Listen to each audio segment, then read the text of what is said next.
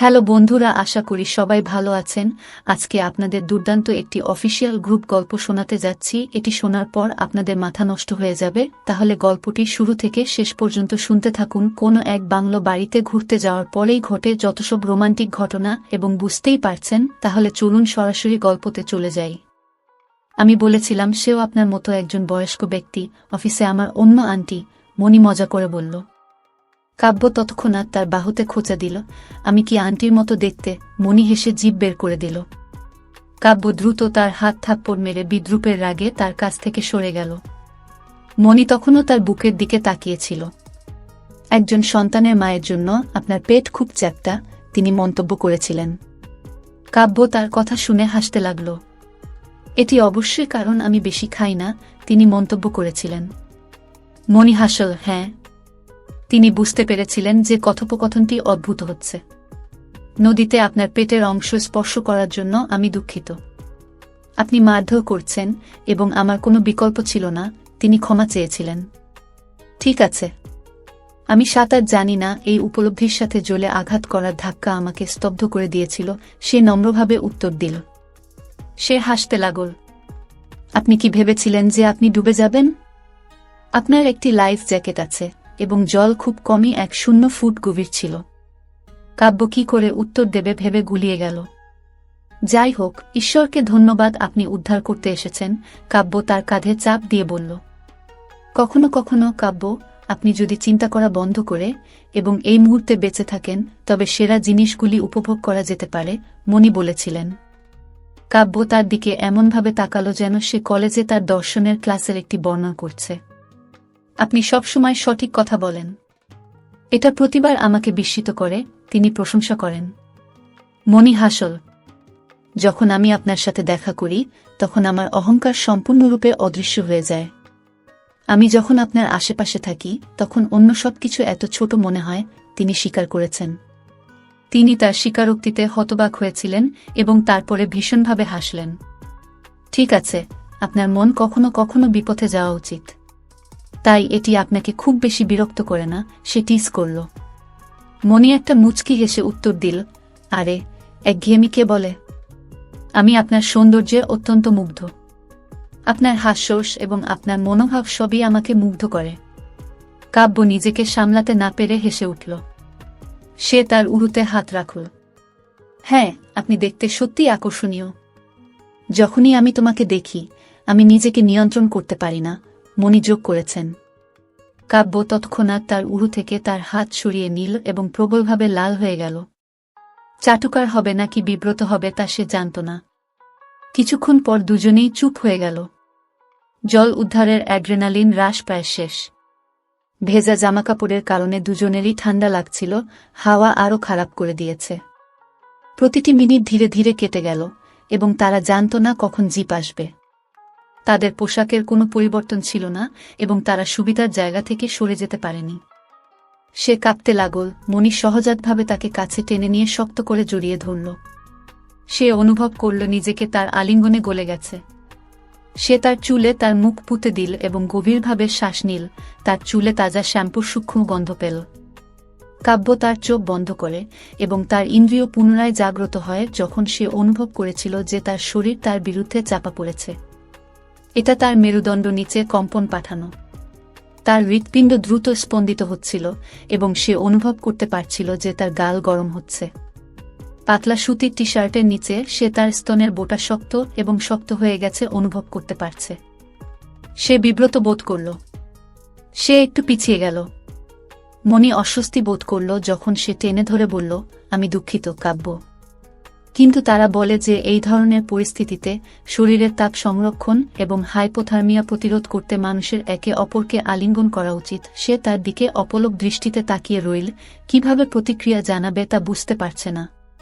তিনি তাকে দূরে ঠেলে দিতে চেয়েছিলেন, কিন্তু তাকে আলিঙ্গন করতে পেরে খুব ভালো লাগছিল। তার উষ্ণতা তাকে গ্রাস করেছিল। আমাদের কিছু করতে হবে না। আমরা পরিস্থিতির সর্বোচ্চ ব্যবহার করতে পারি এবং এই মুহূর্তে বেঁচে থাকতে পারি, তিনি যোগ করেছেন। সেন চালক জিপের ভিতর থেকে কিছু একটা চিৎকার করে উঠল এবং সেটা তাদের দিকে এগিয়ে যেতে লাগল। তারা শ্রবণযোগ্য দীর্ঘশ্বাস ফেলে একে অপরকে ছেড়ে দিল। কাব্য রিসোর্টের কর্মীর কাছ থেকে তোয়ালেটা নিয়ে শরীরে জড়িয়ে নিল। সে আরেকটি নিয়ে তার মাথার চারপাশে মুড়ে তার মুখ ঢেকে দিল। মনিও তোয়ালে দিয়ে নিজেকে ঢেকে দিল। তারা দুজনেই জুতা পরে জিপে উঠেছিল।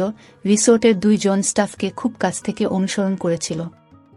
হোটেলে ফেরার যাত্রা ছিল বিশ্রী। কাব্য পিছনের সিটে মনির পাশে বসল। সেখানে কোনো জানালা নেই। সে তার পা মাঝখানের সিটের উপর রাখল, যেন কাব্য স্পর্শ না করে। তারা কিছুক্ষণ চুপচাপ ছিল। রিসেপশনের কাছে জিপ থামল। রিসোর্টের 2 কর্মী নেমে জিপ থেকে নামতে ইশারা করলেন। মনি প্রথমে নেমে চাবি কার্ড সংগ্রহ করল। তিনি তাকে দিলেন এবং তারা নিঃশব্দে তাদের ঘরে চলে গেল, যা একে অপরের সংলগ্ন ছিল। সে তার ঘরে প্রবেশ করার সাথে সাথে সে দরজা বন্ধ করে দিল। সাথে সাথে তার টি শার্ট খুলে আয়নায় নিজেকে দেখল। সারা শরীরে তখনও ময়লা আর ঘাম। কিন্তু সে লক্ষ্য করেছে যে তার মিডউইফ ফ্ল্যাট ছিল, যেমন তাকে বলা হয়েছিল। তার নিতম্ব এবং পেটে গর্ভাবস্থার প্রসারিত চিহ্নগুলি দৃশ্যমান ছিল। কিন্তু তাদের লক্ষ্য করা সত্যিই কঠিন ছিল, কারণ ফর্সা ত্বকের স্বর তাদের আড়াল করছিল। সে তার প্রতিফলনের জন্য গর্বিত ছিল। 2 বেলা খাওয়ার ভারতীয় কুসংস্কারের কারণে গর্ভাবস্থার শেষ মাসগুলিতে তিনি 7-2 কেজি ছুঁয়েছিলেন। নীরবের জন্মের পর তিনি নিজেকে সম্মানজনক 5-8 কেজিতে কাজ করেছিলেন। সে আবার ঘুরে দাঁড়াল, তার পাতলা ফিগারের দিকে তাকায়। সে তার সমস্ত জামাকাপড় সরিয়ে একটি উষ্ণ ঝরনায় পা দিল। তার চিন্তাগুলি মনির কথায় ফিরে আসে। আপনার শরীর সত্যিই আশ্চর্যজনক, বিশেষ করে আপনার পেট। তার মনে পড়ল ভ্যান্টেজ পয়েন্টে কি ঘটেছিল। মনির কাজ কি সঠিক নাকি ভুল ছিল? হ্যাঁ, তিনি তাকে রক্ষা করেছিলেন এবং এই রকম অন্ধকার জঙ্গলে রিসোর্ট থেকে অপরিচিতদের উপর নির্ভর করার পরিবর্তে তার সাথে ছিলেন। কিন্তু একই সময়ে তিনি তার স্তনের দিকে তাকাতে থাকলেন। কিন্তু তারপরে সে তার স্তনের দিকে তাকিয়ে ভাবল, কেন সে করবে না?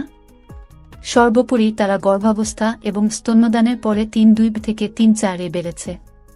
তিনিও মানুষ ছিলেন।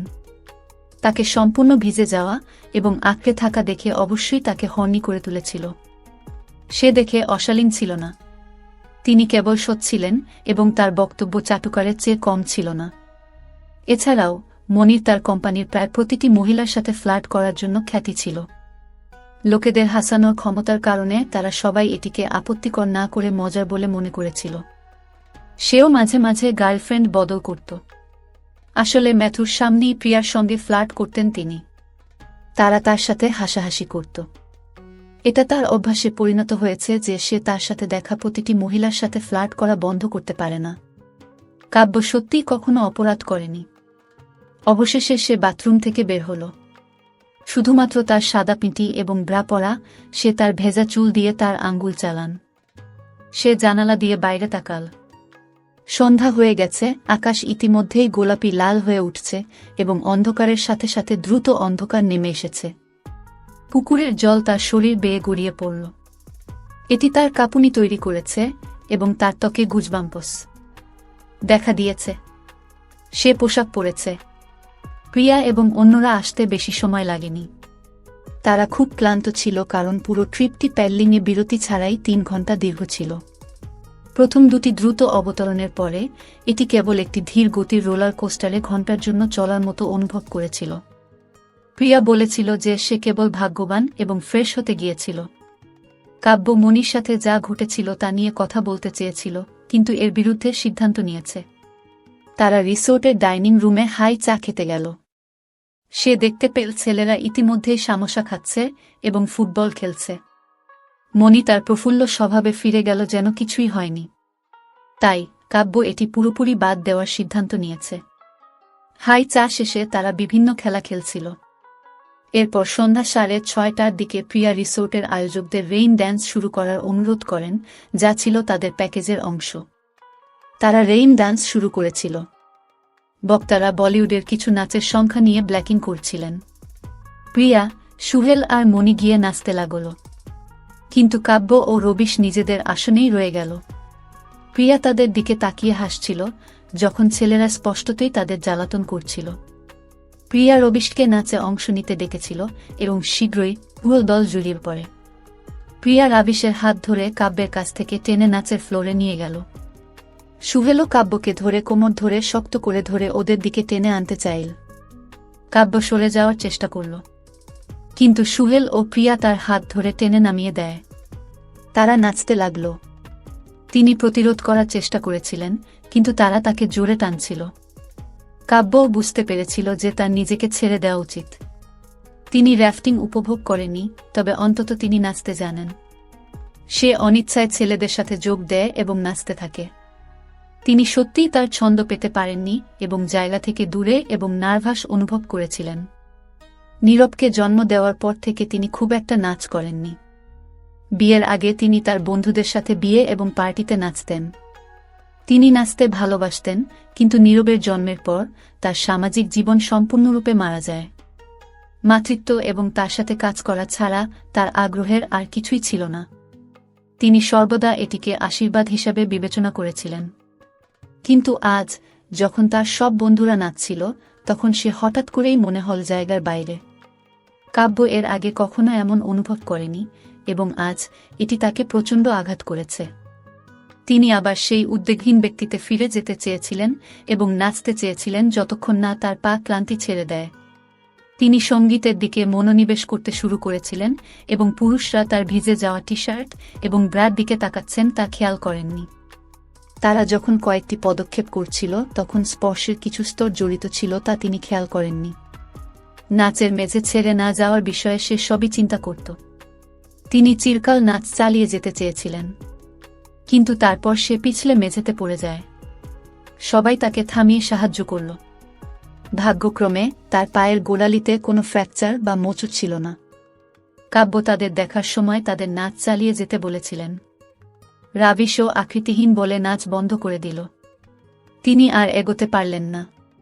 প্রিয়া, মণি এবং সুহেল আবার শুরু করলেন যখন তারা বুঝতে পারলেন যে তিনি আঘাত পাননি। কাব্যের মন বাড়ি ঘুরতে থাকে যখন সে বাইরে বসে থাকে এবং অপরাধী বোধ করতে থাকে। তিনি গত 2-4 ঘণ্টায় হর্ষিত বা নীরবের সাথে যোগাযোগ করেননি। সে তার একা সময় উপভোগ করছিল। একটা অশ্রু তার চোখ দিয়ে গড়িয়ে পড়ল কারণ সে অনুভব করেছিল যে সে কিছু ভুল করছে। তিনি দ্রুত তার চোখের জল মুছে ফেললেন এবং তার স্বামীকে ফোন করার সিদ্ধান্ত নিলেন। কিন্তু ফোনটা তার ঘরেই ছিল। তাই সে টেবিল থেকে কিকার নিয়ে তার ঘরে চলে গেল। সে বুঝতে পেরেছিল যে সে এখনও ভিজে গেছে। তাই সে তার জামাকাপড় পরিবর্তন করার সিদ্ধান্ত নিয়েছে, কারণ হর্ষিতের সাথে কল করতে অনেক সময় লাগবে। সে রিসোর্টে আছে কিনা সে কথা বলতে গেলে দুই মনে ছিল। সে দ্রুত তার টি শার্ট, ব্রা এবং শর্টস খুলে ফেলল। তিনি শুধুমাত্র তার প্যান্টি ছিল, যা সে জানত ভিজেছিল খুব। প্রিয়া তার ব্যাগটি বিছানার নিচে ঠেলে দিয়েছিল, তাই সে নিচে ঝুঁকে সেই লাগেজটি বের করার সিদ্ধান্ত নিয়েছিল, কিন্তু এটি আটকে গিয়েছিল। সে টানাটানি শুরু করল, কিন্তু কোনো লাভ হল না। হঠাৎ তার পিছনে পায়ের শব্দ শুনতে পেল। তিনি এটি প্রক্রিয়া করার আগেই দরজা খুলে গেল এবং মণি ঘরের ভিতরে চলে এল। তিনি কিছু না বলে তার দিকে তাকিয়ে রইলেন এবং তার প্যান্টি পরিহিত শরীরের দিকে তাকিয়ে রইলেন। কাব্য নিথর হয়ে স্তন ঢেকে রাখার চেষ্টা করল। মণি শুধু কাছাকাছি সরানো এবং তার বোবস তাকান। সে যে ভঙ্গিতে ছিল তার কারণে তারা সম্পূর্ণরূপে উন্মোচিত হয়েছিল। কাব্য তাকে চিৎকার করতে চেয়েছিল, কিন্তু শব্দগুলি বেরিয়ে আসেনি। অবশেষে তিনি যথেষ্ট সাহস সঞ্চয় করে জিজ্ঞাসা করলেন, আপনি এখানে কেন? দুঃখিত, আমি একটি ডাম্প নিতে চেয়েছিলাম এবং আমি ভুলবশত আমার পরিবর্তে প্রিয়ার কিকার নিয়েছিলাম, মণি ব্যাখ্যা করেছিলেন। সে তার সম্পূর্ণ নগ্ন অবয়বের মধ্যে ভিজতে থাকল। কাব্য কি বলবে বুঝতে পারছিল না।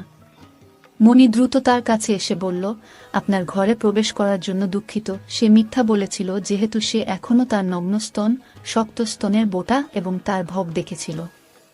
এটা তার ভেজা প্যান্টি মাধ্যমে দৃশ্যমান ছিল।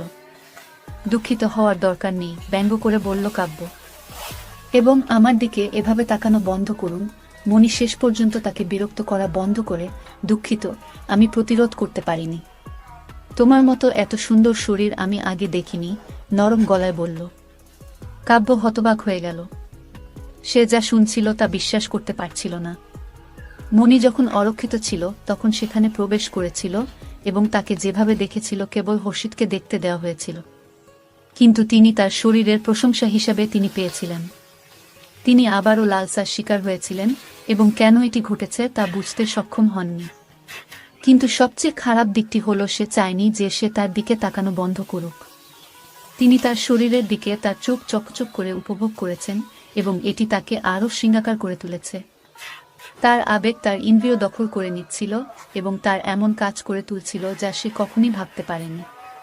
সে ধীরে ধীরে তার হাত শিথিল করে তার বেলুন ঢেকে রাখার চেষ্টা করে।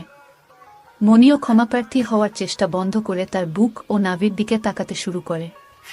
কাব্য বুঝতে পেরেছিল যে সে সত্যিই তাকে দেখেই চালু হয়ে গেছে। তার আঁকড়ে থাকা ভেজা হাফ প্যান্টের মধ্য দিয়ে তার ইরেকশন দেখাতে শুরু করে। এটা বেশ বড় ছিল এবং প্রায় তার শর্টস